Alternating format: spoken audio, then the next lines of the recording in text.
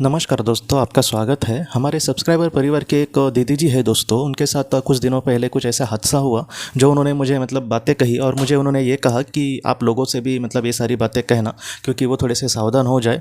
वो ये कहते हैं कि कुछ समय पहले वो अपना घर जब नया बना रहे थे तो वहाँ पर एक पीपल का बहुत बड़ा पेड़ था, बहुत सालों से था वो, और वो ऐसे जगह पे था कि उसको हटाना ही पड़ने वाला है, ऐसी कंडीशन थी। इनकी भी इच्छा नहीं थी उसको हटाने की, लेकिन मजबूरन उनको बाद में वो हटाना पड़ा।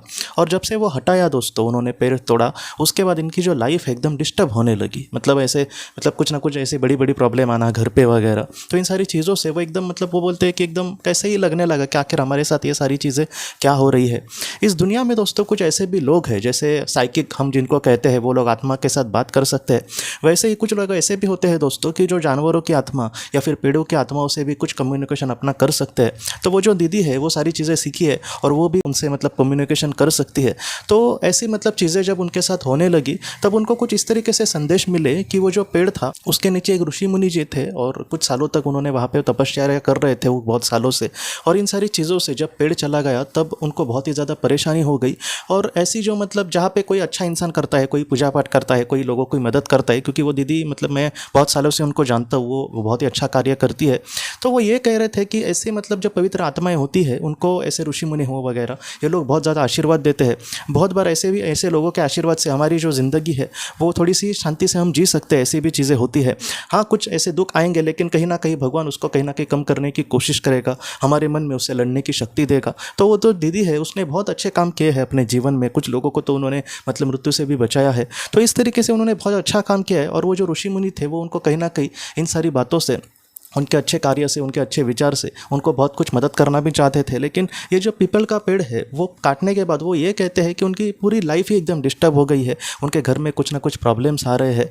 और उन्होंने कुछ इस तरीके से संदेश उनको मिले दोस्तों कि जिन लोगों को कुछ भी नहीं, इन सारी चीज़ों का नहीं पता, पेड़ वगैरह इसका महत्व क्या होता है, उन्होंने अगर कुछ पाप किए तो बात अलग है, लेकिन जिस इंसान को सब कुछ पता है कि नेचर के साथ कम्युनिकेशन कैसे हमें रखना है, हमें अच्छे कार्य किस तरीके से करने हैं, भगवान की जो प्रकृति है उसका हमें सम्मान किस तरीके से रखना है, ये जो सारी चीज़ें है वो जिन लोगों को पता है और फिर भी वो ऐसा अगर कुछ कार्य करते हैं जो नेचर के लिए अच्छा नहीं हो, तो ऐसे लोगों के लिए कहीं ना कहीं उनको एक अलग से एक सज़ा, या फिर उनके लिए एक बोलते हैं ना कि उनके लिए अच्छा नहीं समझा जाता कि आपको सब कुछ पता था लेकिन फिर भी आपने किया। जो अज्ञानी लोग हैं, जिनको इस बारे में ज़्यादा कुछ नहीं पता, अगर वो ऐसा कुछ करते हैं तो उसकी बात अलग है। लेकिन जिसको पता है सब कुछ, फिर भी अगर वो ऐसा कुछ कार्य करते हैं तो ऐसे लोगों को लेकर एक सात्विक जो शक्ति है वो उनको अच्छा नहीं लगता कि कहीं ना कहीं ऐसे लोग आखिर क्यों ऐसी हरकत कर रहे।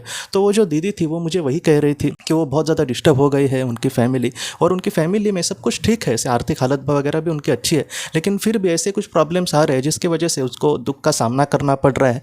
और वो ये कह रही है कि बहुत दिनों तक वो वहाँ पर उस जगह पे भी गई, वहाँ पे उन्होंने प्रकृति से, उस पेड़ से, नेचर से या फिर उस ऋषि मुनि जी से वगैरह माफ़ी भी मांगने की कोशिश करी, लेकिन उनको ऐसे ही मैसेज मिलते गए कि तुम्हें ये दुख थोड़ा सा भुगत नहीं होगा। और दूसरी बात है कि तुमने आखिर ऐसी चीज़ों को कैसे तुमने हाँ कहा कि ऐसे हम करते हैं, क्योंकि तुम्हें सब कुछ पता था, तुम इतने सालों से आध्यात्मिकता में हो, तो तुमने आखिर ऐसी चीज़ें क्यों की। तो इन सारी बातों से उनको बहुत ही ज़्यादा दुख लगा और उन्होंने यही पूछा कि मैं इसके लिए अभी क्या करूं कि जिससे इस पाप का क्षालन हो जाए और मुझे उसकी सज़ा ना मिले, मेरे परिवार को कहीं ना कहीं दुख ना भुगतना पड़े।